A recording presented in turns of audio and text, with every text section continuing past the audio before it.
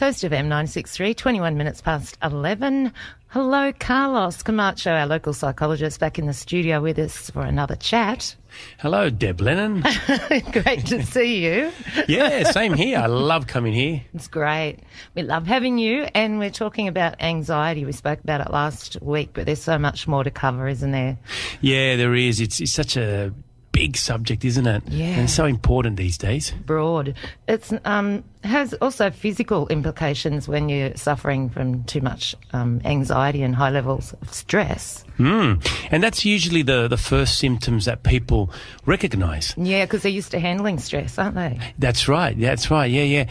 We're, in a way, in the modern world, we all adapt, don't we? The human being adapts so well to environments. I mean, look, we're in the diverse places people live, how they live, and so just different climates, different situations.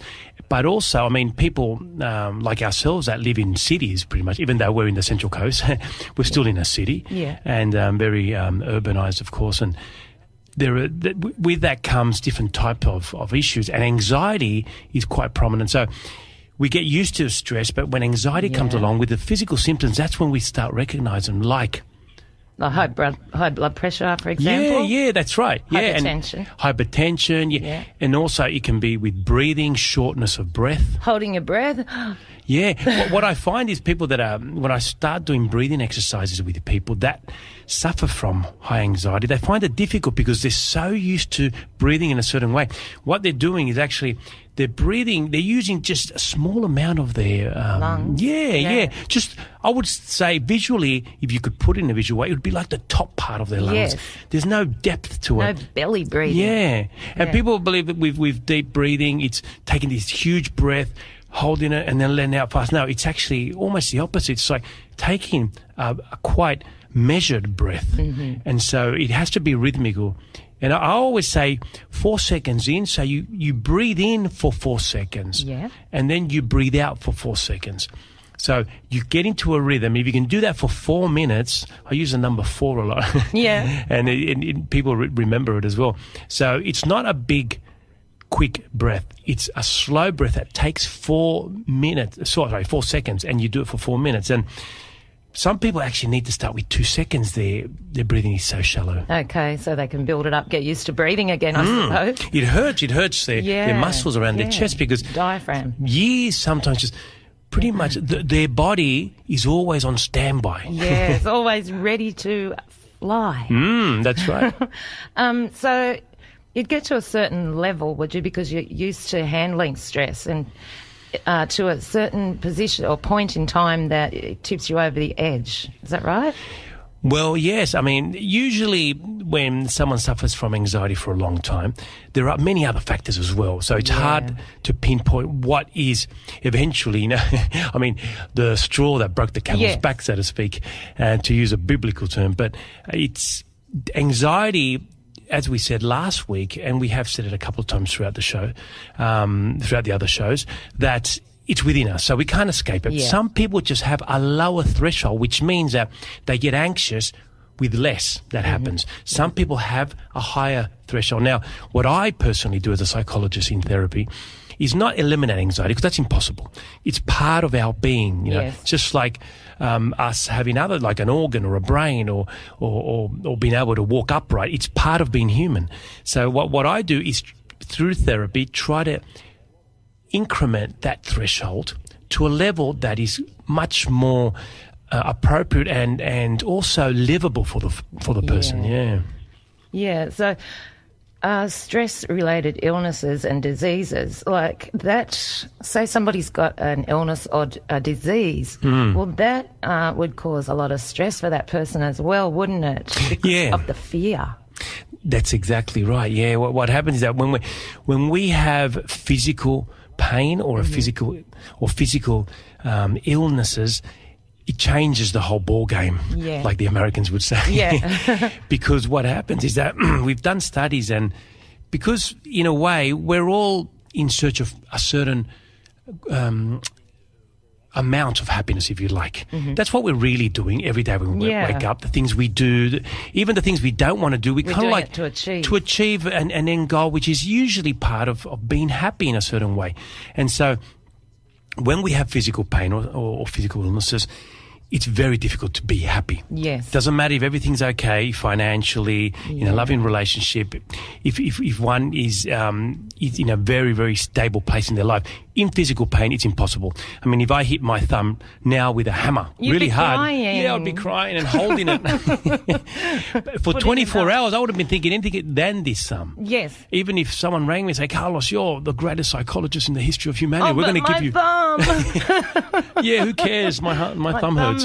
And so that's what happens. And I mean, you see it with kids. They fall off the bike and it's like the end of the world. And that's what happens even as adults. And so the focus goes away from all other things. It's very difficult. But we use pain management and we use certain techniques in psychology when someone is ill to be able to focus also on their psychological welfare. Yes. And that is definitely possible. And that helps actually with the recovery physically as well. Okay. It's all mental, isn't it? Well, it's all interrelated, I think. Yeah. I mean, if we feel good and physically, we're going to feel better mentally and vice versa, without a doubt. A lot of medical doctors find that hard to understand. They know it exists, but they just can't prove it. That's right. So say you were ill or you had a disease and the person's fearful of the future. So that is stopping them from enjoying this present moment. Yes. So what would you suggest to people that are sick and they're in fear, and that does cause stress and anxiety?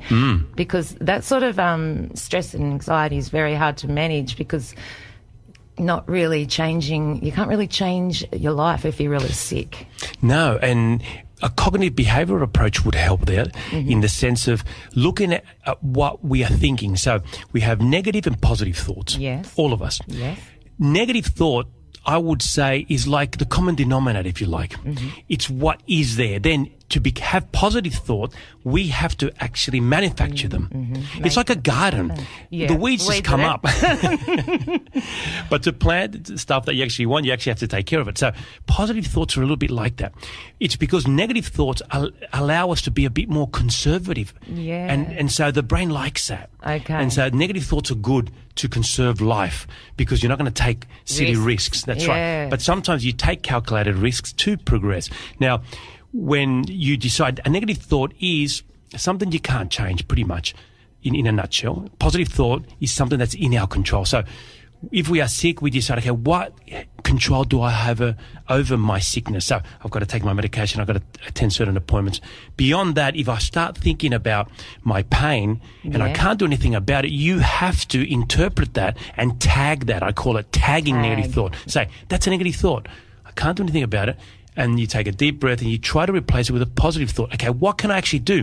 Okay, my pain won't go away, but, I may read a book, I may call someone, I might go for a walk, I may decide to do a breathing exercise, I may watch a movie, and things that may distract me. It won't go away, the pain, but the brain starts believing that it's not that important. Yeah, that is really a great wisdom to give our listeners. Yeah, and that's so all psychologists in Australia, or most of them, do that type of approach, and that's very important. I would add a bit of, like we talked about a few weeks ago, with mindfulness in there. Yes. Also being able to back to the moment and say, okay, it's affecting my future, but my future is unclear, just like anyone else's. It may not. It's just like anyone else's, whether sick or not. And so I'm going to concentrate on the now, and because even though my brain is sending me back to that pessimistic future, I'm going to bring myself voluntarily back to this present and say, okay, what